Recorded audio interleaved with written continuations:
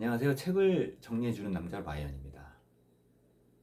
대한민국은 일본과의 반목으로 굉장히 뜨겁습니다.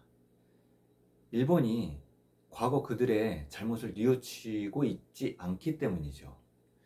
문재인 대통령은 2019년 광복절 담화문에서 더 이상의 사다리 걷어차기는 안 된다는 표현을 사용을 했습니다.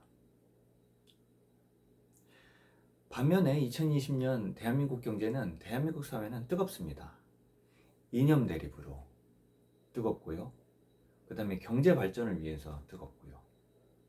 모든 것이 양분화, 양극화 되어가고 있는 실정입니다.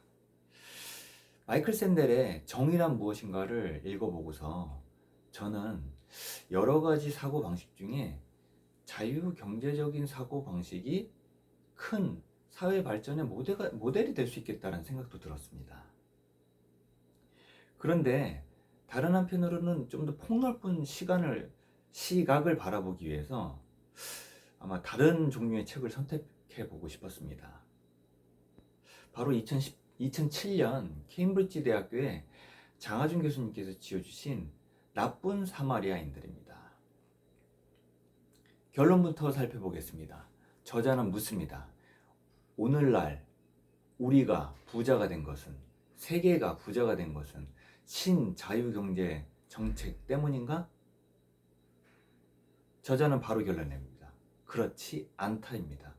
오히려 우리가 부를 누릴 수 있고 전 세계가 부를 누릴 수 있게 된 계기는 자유경제적 정책이 아니라 보호무역 정책을 통해서, 보호무역주의임을 통해서 우리가 발전할 수 있다고, 발전해왔다고 저자는 강조를 하고 있습니다.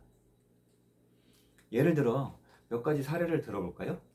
첫 번째는 1800년대 영국입니다. 1800년대 영국에는 곡물법이 있었다고 합니다. 곡물법은 쉽게 얘기하면요, 영국에 곡물을 수출하기 위해서는 관세가 부과되는 것이죠.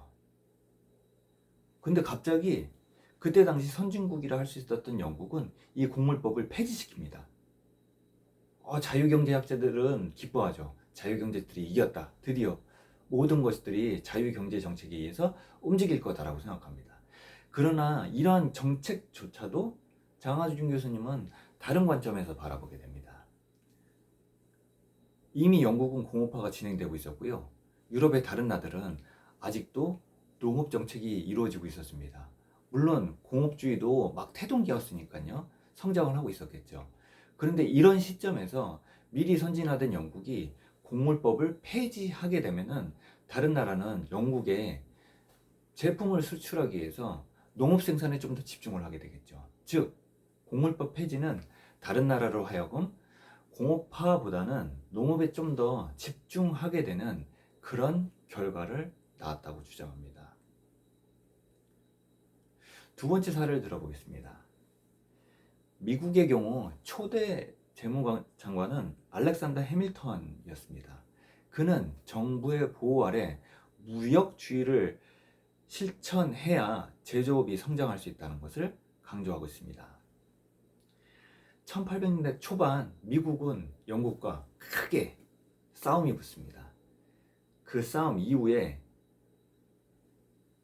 해밀턴 장관은 막대한 관세를 부과해서 영국에서 오는 것과 다른 나라에서 오는 것에 대해서 막대한 관세를 부과해서 자국의 경제정책, 제조업 성장을 이뤄내게 됩니다. 여기까지만 보면 어디서 많이 본 그림 아닌가요? 1800년대 초반이라고 하는데요, 거의 복사판이죠. 2019년 대한민국과 일본, 미국과 중국, 바로 무역 배틀이죠. 무역 전쟁인 겁니다. 자국의 이익을 위해서 관세를 부과하고요, 그 관세 부과를 통해서 수입되는 것을 받고요, 반대로 자국의 경제 정책을 지속적으로 성장시키는 것입니다. 그게 장하준 교수님께서 바라보신 보호 무역주의로 기반한 경제 성장입니다. 근데 제 스스로는 한번 물어보고 싶습니다. 여쭤보고 싶습니다. 과연 그 방법이 해밀턴이 주장한 막대한 관세를 부과해서 영국의 제품들이 미국에 들어오지 못했기 때문에 미국의 제조업이 발전을 할 수 있었을까요? 2019년으로 돌아가겠습니다.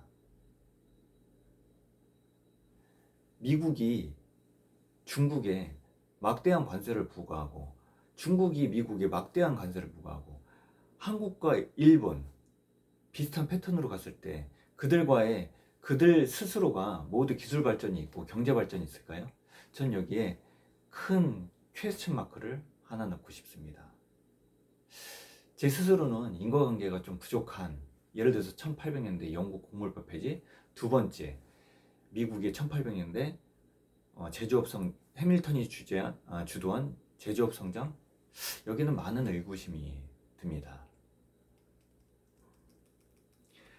저자는 이러한 보호무역주의의 대표적 사례뿐 아니라 예를 들어서 지적재산권 확보, 특허, 그 다음에 기업의 윤리 등이 이런 경제성장에 어떠한 영향을 미치는지도 다른 시각에서 해석을 하고 있습니다. 저는 18년 정도 기술자로서 회사에 재직 중입니다. 근데 어떤 특정 부분에서는 저자의 의견을 따라가기가 매우 어려워지기도 했습니다. 예를 들어서 첫 번째로는 저자의 주장처럼 선진국들이 보호 무역주의로만 경제 발전을 이루었는가입니다. 한 10여 년 전쯤에 터뷸런스라는 책을 본 적이 있었습니다. 알란 그린스펀 미국 연방준비은행장이 지은 책이고요. 그 책을 보면은 방대한 양의 어떤 경제정책론이 적혀져 있습니다. 그분은 굉장히 오랫동안 경제자문 혹은 이런 경제 구도에서 핵심 역할을 하신 분입니다. 근데 이분의 결론에 의하면은 5년, 10년을 봤을 때는 경제는 다양한 방향으로 흘러가고 다양한 정책에서 영향을 받지만 큰 텀에서 봤을 때는 결국 엘라스틱하게 성장을 한다, 탄성적으로 성장을 한다는 게 이분의 어떤 확신이었습니다. 즉 보호무역주의는 특정한 그룹에서 봤을 때는 경제 성장처럼 보였을 수 있지만 그게 경제 성장의 전부인 양 표현하는 것은 제가 봤을 때는 일반화의 오류를 범할 수 있는 점이 아닌가라는 생각이 들었습니다. 두 번째, 저자는 1800년대 사례를 아주 직격탄을 날리면서 신자유 정책이 모든 것을 대변한다가 아니라고 강조를 하고 있습니다. 매우 저는 그 접근이 재밌었고요. 흥미로웠습니다. 그런데 2020년에도 그러한 경제 분석 모델이 적용될 수 있을까? 거기에 대한 의심이 들었습니다. 예를 들어서 현대사회에서는 스마트폰 가지고도 저희가 제품을 살 수 있고요. 지금은 밤에 주문을 하면 아침에 도착하는 그런 시스템도 있죠. 근데 2007년에 지어진 저자의 책에서는 어떤 내용이 나오냐면 이런 겁니다. 해적판의 책이 오히려 경제 성장에도 도움이 될 수 있다. 예를 들어서 제3세계에서는 책이 비싸서 공부를 못하는 사람은 그 해적판을 통해서 저가로 구입한 해적판을 통해서 그들의 지식을 쌓을 수 있고요. 다른 한편으로는 이것을 양성화시키면은 그 지적재산권을 갖고 있는 사람이, 예를 들어 보겠습니다. 미국에는 10만 원에 팔리는 책이 있다고 하겠습니다. 근데 그것을 제3세계에 10,000원, 5,000원 이렇게 판매를 해서 결국은 수익을 거둘 수 있다고 생각하는 것이 저자의 의견입니다. 다시 돌아가 볼까요? 현대는 스마트폰의 세대죠. 해적판이 예를 들어서 중국 어딘가에 있습니다. 해적판이 저기 아프리카 어딘가에 있습니다. 그러면 그분들은 열심히 그것들을 인터넷에 올리고 아마존에 올리고 어딘가에 올려서 판매를 시작할 겁니다. 하물며 저는 화학회사, 기업에 다니고 있습니다. 근데 가끔씩, 아주 가끔씩 시장에서 회사에서 만들어진 비유통 그레이드가 실제 시장에 있는 것들을 확인할 수 있었습니다. 제가 재직하고 있는 회사는 제조 공장이 미국이나 태국, 유럽 등에 있습니다. 그런데 우리나라에 심지어 공장도 있지 않은데 그런 것들이 음성적으로 유통된다는 것은 결국 음성적인 유통은 시장을 시킨다라는 생각밖에 들지 않았습니다. 특히 인터넷이 발달되고 스마트폰이 발달된 이 사회에서는 이러한 유통 몰락은 더욱더 쉽게 일어날 것입니다. 즉, 저작권, 그 다음에 특허, 이런 것은 순수하게 노력을 해서 기술 권리를 확보한 사람들의 당연한 권리라고 생각합니다. 그럼 반대로 표현해 볼까요? 저 제3세계에 있는 분들은 그러면 이런 저작권 확보를 못했으니까 어떤 시장에 뛰어들 룸조차 없는 걸까요? 아니요, 전 그렇지 않다고 생각합니다.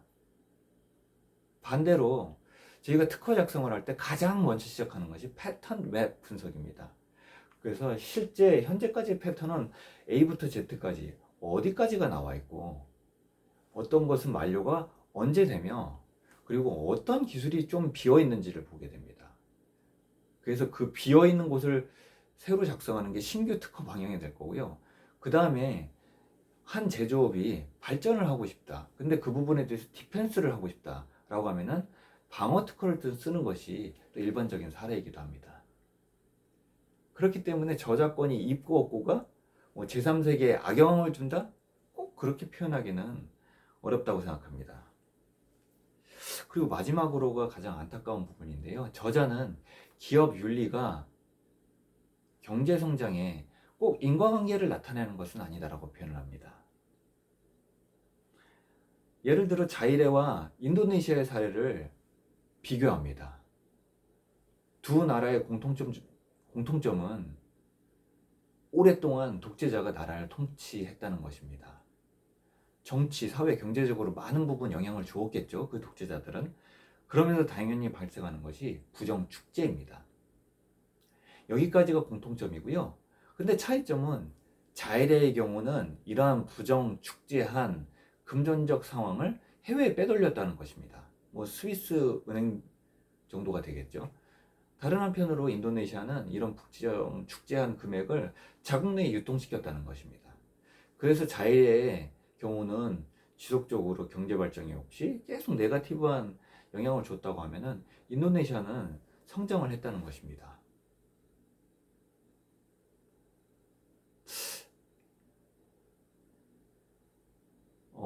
전 좀 당황스럽습니다.